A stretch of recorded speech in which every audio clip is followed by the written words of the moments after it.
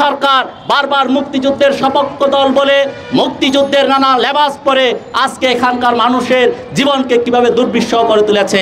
আমরা বলতে চাই, আজকে আপনি একটি ভালো কাজ করেছেন, সেই ভালো কাজের মধ্য দিয়ে আপনি হাজারটা খারাপ কাজ করতে পারেন না। আমরা বলতে চাই, আজকে এখানকার স্বাধীনতার অনেক বছর পরে এখানকার যুদ্ধাপরাধের বিচার করেছেন, কিন্তু আরেকদিকে এখানকার যে দমন পীড়ন ব্যবস্থা করা হয়েছে, পার্বত্য চট্টগ্রাম সহ সারা দেশের যে দমন পীড়ন জারি রেখেছেন, এই জারি রাখার যে প্রক্রিয়াধীন এদেশের বিচার ব্যবস্থাকে আপনি যেভাবে কুলুচিত করছেন, এই দেশের মুক্তিযুদ্ধর যে মানুষ, এখানকার দেশের জনগণ যে মুক্তিযুদ্ধ গিয়েছে, তাদের স্বপ্ন কোনোদিন সেটা হতে পারে না। আমরা এটা বিশ্বাস করে বলছি। 30টি বছর পরে যে নাটকীয়তা করলো, এই নাটকীয়তার মধ্য দিয়ে স্পষ্ট হয় আজকে দেশের যে একটা স্বাধীন বিচার ব্যবস্থা থাকার কথা, এই দেশের সেই স্বাধীন বিচার ব্যবস্থা হয় না।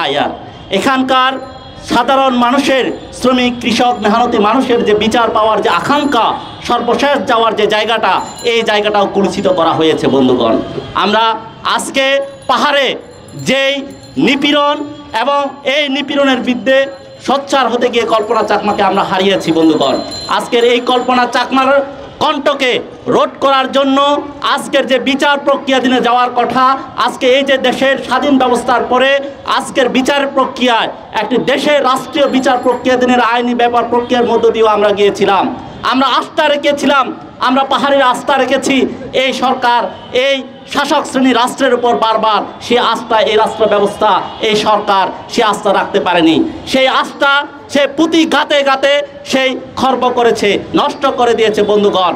আজকের পার্বত্য চট্টগ্রামে যখন দেশ স্বাধীন হয়, তার পরবর্তী আমরা দেখেছি এই দেশের স্বাধীন সার্বভৌমত্ব একটি রাষ্ট্রের, যে রাষ্ট্রের মূল্যবোধের জায়গা থেকে এই দেশ স্বাধীন হয়েছিল। এই স্বাধীন দেশে আমরা গিয়েছিলাম এই দেশের শাসককর্তাদের কাছে, আমরা যাতে সেখানে নির্বিঘ্নে থাকতে পারি বন্ধুগণ, সেদিন আমাদেরকে ফিরিয়ে দেওয়া হয়। আজকে আমরা বলতে চাই, আজকে কল্পনা চাকমার যে অপহরণ, এই অপহরণের যে নিছক কোনো অপহরণ নয়, আজকে এখানে রাষ্ট্রীয় সুকৌশল রয়েছে বন্ধুগণ। আজকে এই কল্পনা চাকমা অপহরণের মামলার মধ্য দিয়ে স্পষ্ট হয় এখানকার রাষ্ট্রীয় ব্যবস্থার যে পার্বত্য চট্টগ্রাম নিয়ে কি নীতি তারা রাখছে, এই নীতির মধ্য দিয়ে এখানে স্পষ্ট হয় বন্ধুগণ। আজকে আমরা বলতে চাই, স্পষ্ট বলতে চাই, আজকে পার্বত্য চট্টগ্রামের যে বান্দরবানে যে ঘটনাটি ঘটছে, বারবার সেটা বলছি আমরা, এই ঘটনাতে একটি নাটকীয় ঘটনা ঘটছে। আজকে সরকার এখানে ডিভাইড অ্যান্ড পলিসি রুল জারি করে দিয়ে আজকের এখানকার পার্বত্য চট্টগ্রামের জনগণকে ভাগ করে দিয়ে তাদের যে নিজস্ব ভূমির যে জায়গাটা আছে, পার্বত্য চট্টগ্রামের যে ভূমির জায়গাটা আছে, সেখান থেকে উচ্ছেদ করার যে প্রক্রিয়া, সেটা চালু রেখেছে বন্ধুগণ। আমরা দেখেছি 81-82 সালে কিভাবে এখান থেকে উচ্ছেদ করে নেওয়া হয়। এখানকার মানুষ ভারতীয় শরণার্থীতে থেকেছে বন্ধুগণ। আমরা মুক্তিযুদ্ধের সময় দেখেছি এখানকার মানুষের শরণার্থী জীবনের কি দুর্বিষহ যন্ত্রণা আমরা দেখেছি বন্ধুগণ। আমরা এই স্বাধীন রাষ্ট্রে বসেও এখনও দেখতে পাই। গত বছর যখন বন জনগোষ্ঠীর 8 জনকে হত্যা করা হয়, নির্মমভাবে হত্যা করা হয়, তার পরবর্তী সেখানে 400 পরিবার এখনও ভারতীয় মিজোরাম সীমান্তে তারা বসবাস করছে। একটি স্বাধীন দেশের নাগরিক হিসাবে, স্বাধীন দেশের মানুষ হিসাবে, স্বাধীন দেশের নাগরিকরা কোনোদিন শরণার্থী হতে পারে না বন্ধুগণ। আজকের এই স্বাধীন দেশে বসেও আমাদেরকে শরণার্থীর জীবনযাপন করতে হচ্ছে বন্ধুগণ।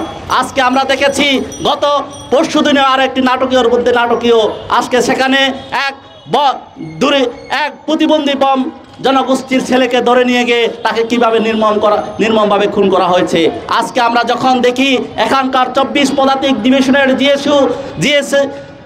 জিএসএ যখন তিনি হুঙ্কার দিয়ে আসেন, পার্বত্য সেনাপ্রধান দিয়ে যখন হুমকি দিয়ে আসেন যে এখানকার দেশের মানুষকে কিভাবে উগ্র বাঙালি জাতীয়তাবাদের তার একটা প্রতিফলন আমরা দেখতে পাই। আমরা বেশ সাম্প্রতিক কিছু বছর আগে আমরা দেখেছি রাঙ্গামাটিতে গিয়ে তিনি কিভাবে হুঙ্কার দিয়ে আসছেন, তার ওই প্রতিফলন আজকে বান্দরবানে ঘটছে। আমরা এটাই মনে করছি বন্ধুগণ। আজকে কল্পনা চাকমার যে অপহরণ, যে নিপীড়ন, এই নিপীড়ন কথা পার্বত্য চট্টগ্রামে নিপীড়নের একটা চিত্র মাত্র। আমরা দেখেছি এখানকার শুধু পার্বত্য চট্টগ্রাম নয়, এখানে তনু থেকে শুরু করে এখানকার নানা হত্যাকাণ্ড হয়েছে, যেখানে জনগণের ন্যূনতম যে বিচার পাওয়ার প্রক্রিয়া, মানুষের সর্বশেষ যাওয়ার যে জায়গাটা, সেই জায়গাটাও কলুষিত করেছে এই রাষ্ট্র ব্যবস্থা।